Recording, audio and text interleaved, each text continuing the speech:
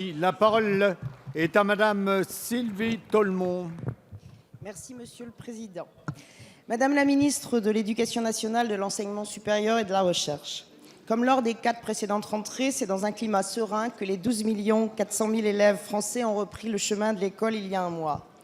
Pour accompagner leur épanouissement dans la vie de l'école, garantir pour eux un enseignement de qualité, leur offrir toutes les chances de réussite éducative, engagement majeur du Président de la République et priorité absolue de notre gouvernement depuis 2012, de nombreuses mesures nécessaires et justes portent chaque année un peu mieux leurs fruits et s'ancrent davantage dans la réalité de nos élèves et de leurs enseignants.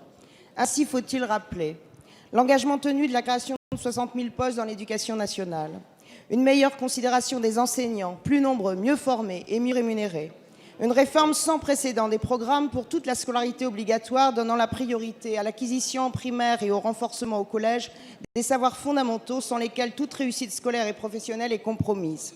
La refonte de l'éducation prioritaire, qui donne déjà des résultats positifs dans la lutte contre les inégalités scolaires et sociales, en donnant plus de moyens là où ils sont les plus nécessaires. Enfin, un budget à la hauteur des enjeux majeurs pour la réussite de tous les élèves et l'avenir de notre pays. L'éducation étant redevenue le premier budget de l'État, un budget augmenté de 9 milliards sur le quinquennat, dont 3 milliards prévus dans le prochain projet de loi de finances. L'ambition d'une école plus juste, une école plus exigeante, une école au cœur de la République est ainsi clairement affirmée à travers ce bilan.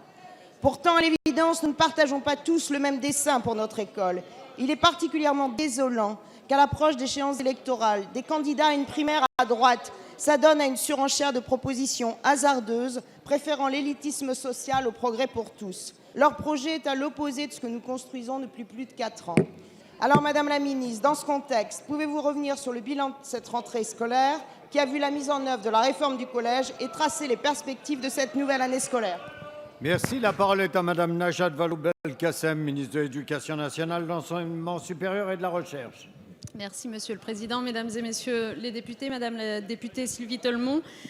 Oui, la rentrée scolaire 2016 s'est extrêmement bien passée, vraiment. Tout comme d'ailleurs la rentrée 2015 s'était très bien passée. Et la rentrée scolaire 2017, que nous préparons aussi, se passera encore mieux compte tenu des moyens que nous y mettons.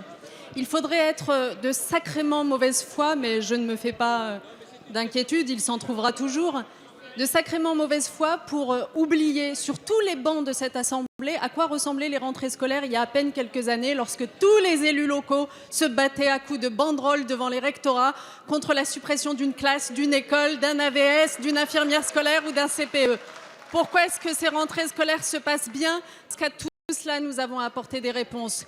Pourquoi est-ce que nous les avons apportées? Parce que le président de la République, dont il a été beaucoup question depuis le début de la séance de questions, le président de la République a fait de l'éducation sa priorité et qu'il a tenu bon jusqu'à la fin.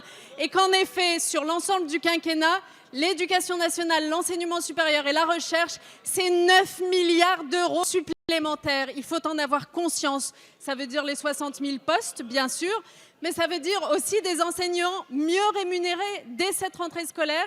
Les enseignants du premier degré voient leur indemnité augmenter à 1 200 €. Ça fait des années qu'ils attendaient cela et on va continuer.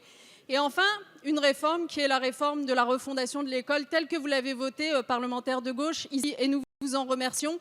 Enfin, sur le terrain, puisque la réforme des programmes, la réforme du collège, le plus de maîtres que de classe à l'école primaire, la préscolarisation avant l'âge de 3 ans, tout ça est désormais en vigueur dans l'intérêt de la réussite scolaire de tous nos élèves, car ce sont bien tous nos élèves qui nous intéressent.